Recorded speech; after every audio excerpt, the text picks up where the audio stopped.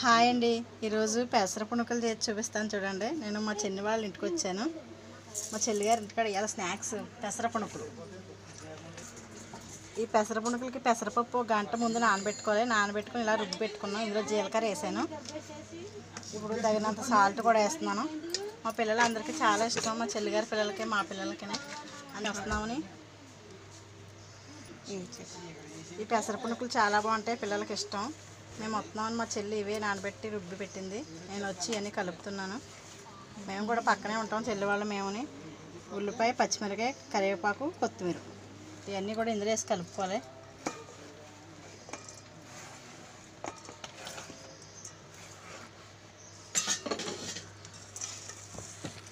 ఇదంతా కలిసేటట్టు, ఉల్లిపాయ ముక్కలన్నీ కలిసేటట్టు కలుపుకోవాలి.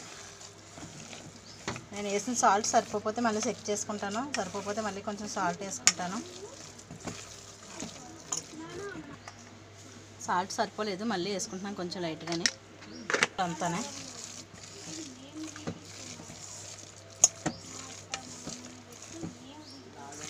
స్టవ్ ఆన్ చేసి స్టవ్ పైన బాండి పెట్టుకోవాలి. బాండి కాలేక ఆయిల్ పోసుకోవాలి. ఇప్పుడు బాండి కాలింది, ఆయిల్ కూడా పోసుకుంటున్నా. ఇది డీప్ ఫ్రై కదా, కొంచెం ఆయిల్ ఎక్కువనే పడుద్ది. పెసర పునుకులు చాలా బాగుంటాయి.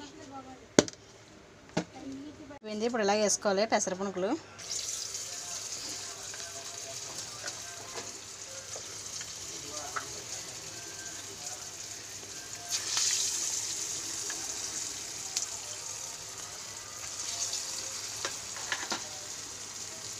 బాండీలో అంతా వేసుకోవాలి ఇలాగా.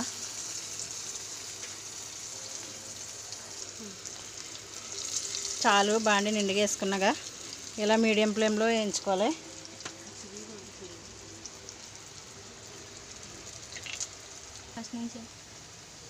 ఇప్పుడు అన్నీ ఒకటి ఇలా కలుపుకోవాలి, మంచిగా తిరిగేసుకోవాలి.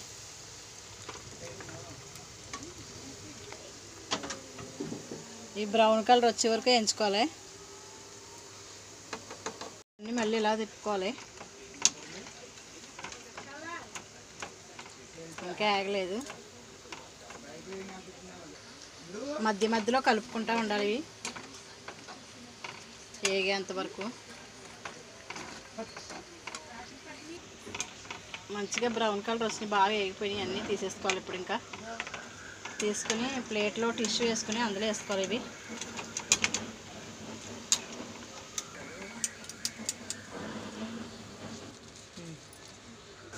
పెసర పునుకులు రెడీ అయిపోయినాయండి. చాలా కలర్ఫుల్గా ఉన్నాయి చూడండి, బాగా వేగినాయి. ఇప్పుడు మా చెల్లి వాళ్ళ పాపని టేస్ట్ చూడమంటాను. చూడండి ఎంత బాగా ఉడికినాయి, మంచిగా వచ్చినాయి. టేస్ట్ చేయమ్మా, సూపర్. మా పాప కూడా చాలా బాగున్నాయి అన్నది పెసర పునుకులు. నచ్చితే మీరు కూడా ట్రై చేయండి, మా ఛానల్ సపోర్ట్ చేయండి.